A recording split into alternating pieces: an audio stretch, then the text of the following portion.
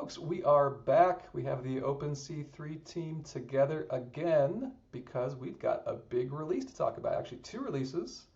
And even before we get to two releases, I am going to throw it over to Ryan Melton to talk about our upcoming summit. All right, so I want to make sure everybody is aware of the Space Software Summit coming up in just 2 months now in October in Boulder, Colorado. This is going to be a conference focused exclusively on space software. So we're going to be hitting ground software, flight software, AI, simulation, machine learning. It's going to be all about all aspects of space software from flight to ground. It's going to be an awesome opportunity to meet up other people who are creating space software. It's going to be an awesome time to see who is innovating and the latest stuff coming out and hitting the industry, and a good chance to meet some potential customers as well. So check it out, October 6th through 8th in Boulder, Colorado. It's going to be at the Embassy Suites. We're going to have awesome food, great conference to learn all about space software. So cool. And our whole team is going to be there. Come meet us. We've got an incredible lineup of speakers. Do check out the websites. And as the ticket sales are rolling in as well, just so many cool folks from around the industry. I am pumped. This is going to be so cool. Awesome. And a quick call out to our sponsors there on the screen. So check out all the people that have sponsored the conference so far. Best of the best right there. Awesome. Let's dig into, so we're doing this like every time we release now here at OpenC3, just kind of doing an in-person dive into what's the latest, what's the greatest, what's the coolest. Also kind of putting together some examples and some demos real time so that as you are using these new features, you actually have a little guide in addition to all the great documentation that we have. So I want to kind of structure this with basically all the cool stuff that came with 6.7. And first up, I want to throw it over to Ryan Pratt to talk about the brand new App Store for OpenC3.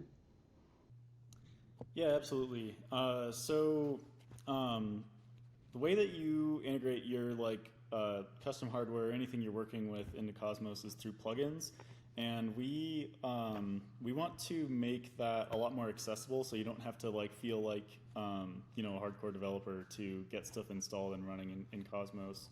It's always been relatively easy, but we really want just a point and click way to find plugins for hardware that you're using and just get up and running super fast. So if we go into the admin console, it goes straight to the plugins tab. And so up at the top, there's two buttons now, browse plugins and install from file. Install from file is exactly the same way that Cosmos has worked forever, where you have your Ruby gem file somewhere on your disk. You click that, you upload it, it installs the plugin into Cosmos, just like before.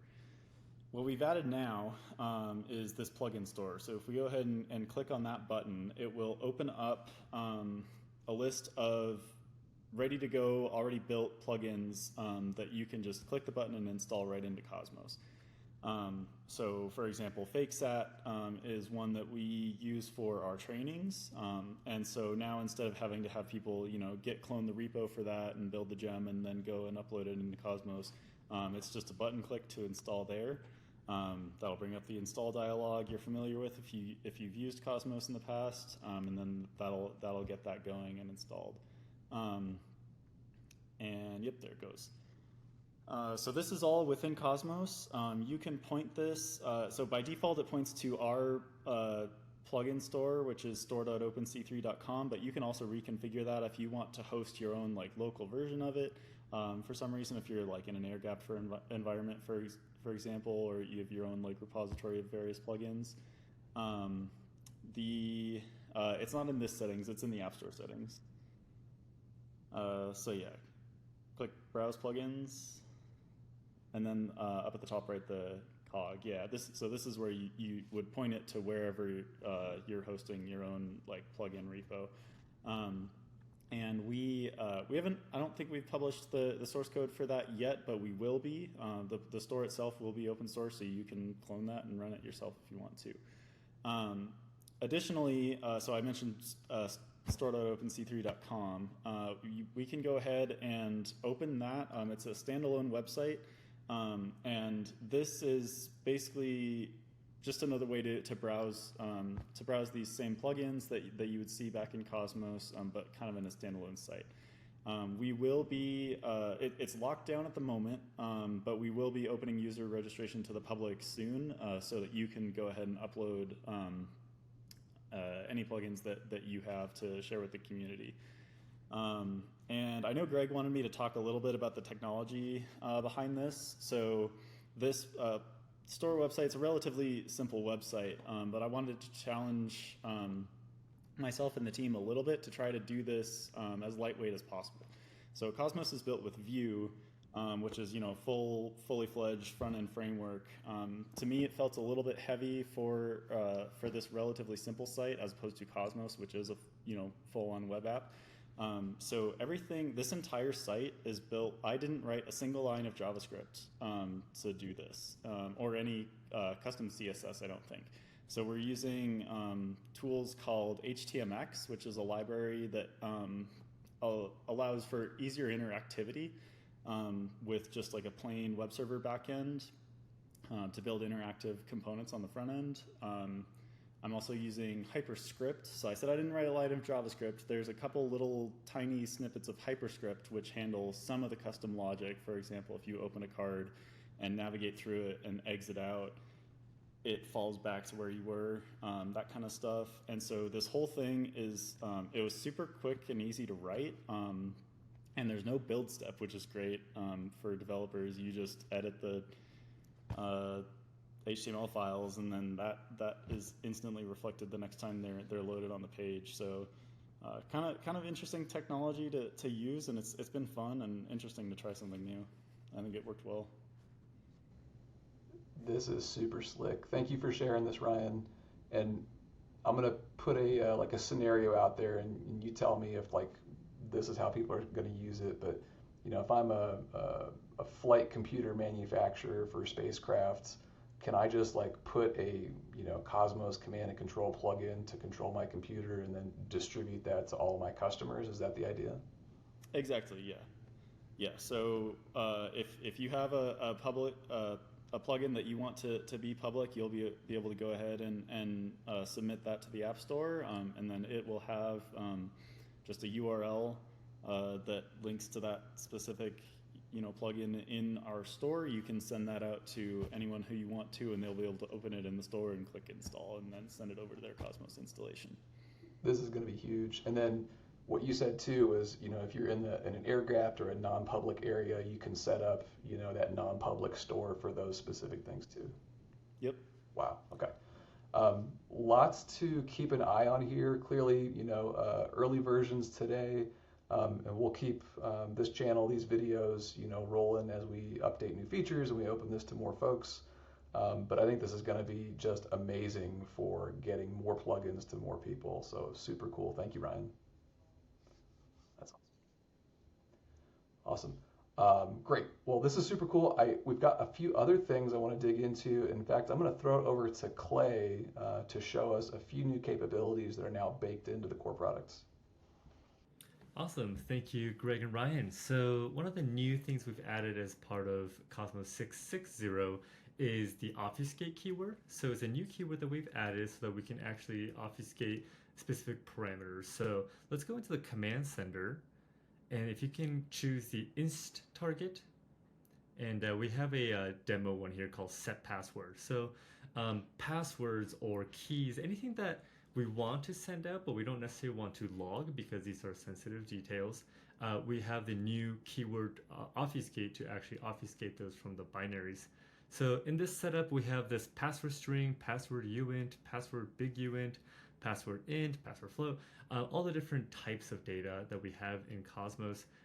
We've marked these as obfuscated. And you'll see these spacers just to show that we can obfuscate certain things, but not necessarily everything. So we still log that something was sent. So like this command to set a password, that remains logged, nothing changes there.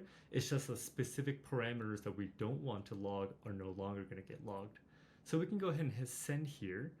And then in the status, you'll notice that where we have obfuscated, instead of having the actual raw data, they now have these stars that replace its position. That shows that we're no longer, showing these on the logs, and they're not going to be appearing publicly. If you go to the command Oh yeah, right here. This is another great example in the logs. This is exactly how it'll appear in the logs. We can still log that the command was indeed sent. We're just not logging the individual parameters. So this is a great way for any passwords or keys, anything that's sensitive. We still want to know that something was done, but we don't necessarily want to track what was sent.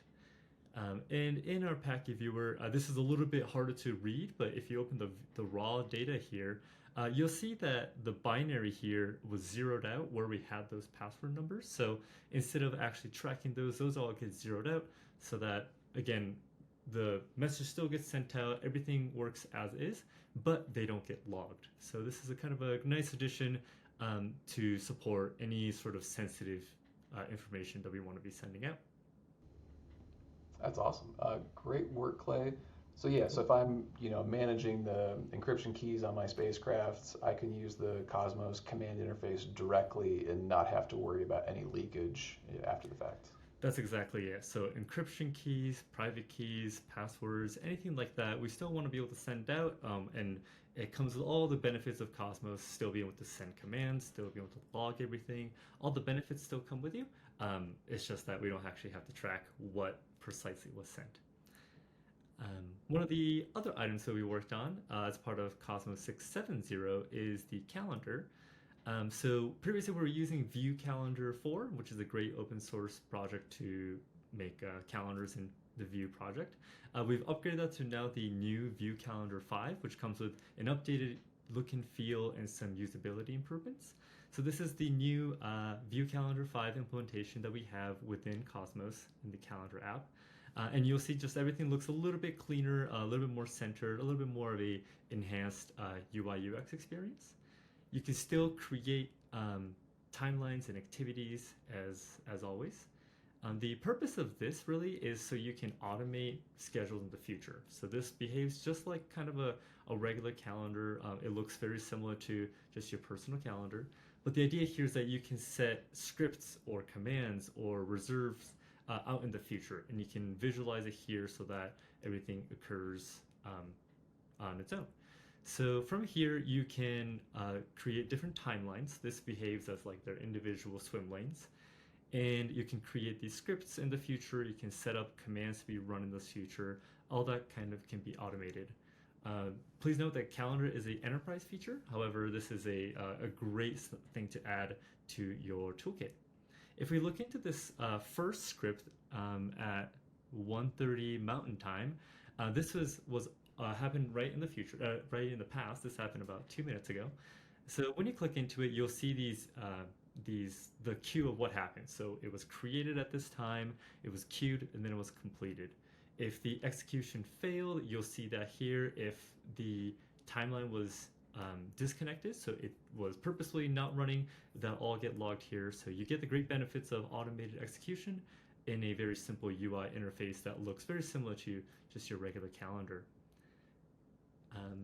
Yeah, so, and then if we go to the month view, we've enhanced the experience here a little bit. So it behaves very similar to kind of personal calendars that you've maybe have seen, but it should have a very familiar UI UX feeling to what you already have, so that your experience using Cosmos can remain very seamless.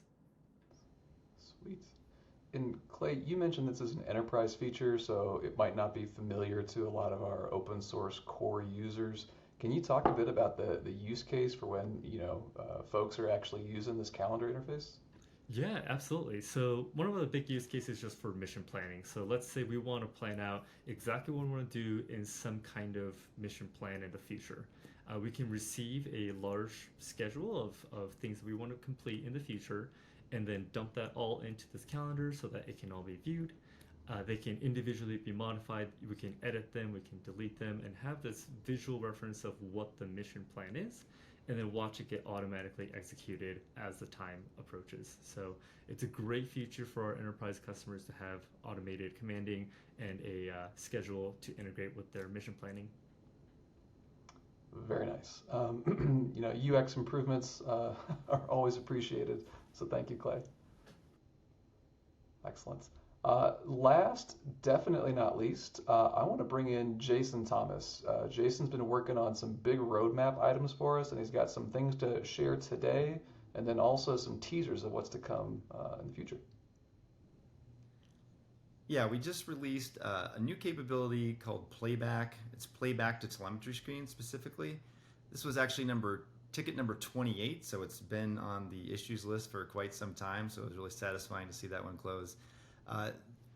This is an opt-in feature right now, but once you enable this through our compose and our env files, we're storing the same data that we would normally store out to the bin files to a new container, our TSDB, time series database container, that's powered by QuestDB. So this is a time series database that has incredible performance, and it's going to allow us to take all of our decommutated data and store it directly into a database that has a SQL interface. So I'm really excited about future usage of this. But for right now, it's just enabled for this playback feature. So Ryan has enabled this and opted in, and if you enable the playback feature, at this point, by default, it goes back to the previous hour. I don't think we've been running for the previous hour, so if we just advance to the last half hour worth of data, you can click play at that point, and it will advance according to whatever your step size is. So you can play forward at effectively real time, 1 second per tick, or 3 or 5 or 10, or however fast you want to play back. And then the following column is the skip amount. So you can also skip forward and backwards in time if you want to jump even further ahead or back behind. It really allows you to pull up those existing screens you're already familiar with and then individually step through them and backwards. This is going to be great for like training exercises, anomaly investigations, things of that nature. So we're really excited about what this is going to enable for our telemetry screens today, but then also QuestDB and this time series database is really going to be a key component of our future Cosmos 7 architecture. Eventually, we will be porting our streaming API over to this. I think it's going to make our Grafana integration tremendously faster, and everything is just going to be able to pull data out of Cosmos that much faster. This is amazing. Can you talk just a little bit about the motivation, on going to that time series database? Yeah, right now we store everything in bin files in our min.io, our S3 clone, and that's a great way to pull data off and store it really quickly. But then when we want to go back and pull things out, we're actually pulling out a packet at a time, and that works, and we're able to stream that data back. But the seek times on that are just not optimal. So when you're going back over a long period of time, that's why we also have that data reduction service right now. I think we're going to be able to eliminate that with QuestDB and just go directly back to the data because of how well they do their indexing and their laying out of data. It just enables new use cases to pull data out at any particular point in time. The SQL interface is going to enable a lot of really cool integrations with our data. So think AI-enabled anomaly detection and data analysis, aggregations, things like that is really, we're just going to open up all those possibilities with the SQL database to the Cosmos telemetry data. This is huge. Fantastic work, Jason, and super excited to see what we can share next time and the time after that with our audience here about what this enables. Very cool. So that brings us to the end of our feature set here on these latest releases. Thank you for joining us. As always, you can find us on LinkedIn. You can find us on GitHub. Drop an issue, say hello. We will also be at Small Sets probably the week that this is released. Definitely more to come from the OpenC3 team, and we will be talking again soon. Thank you.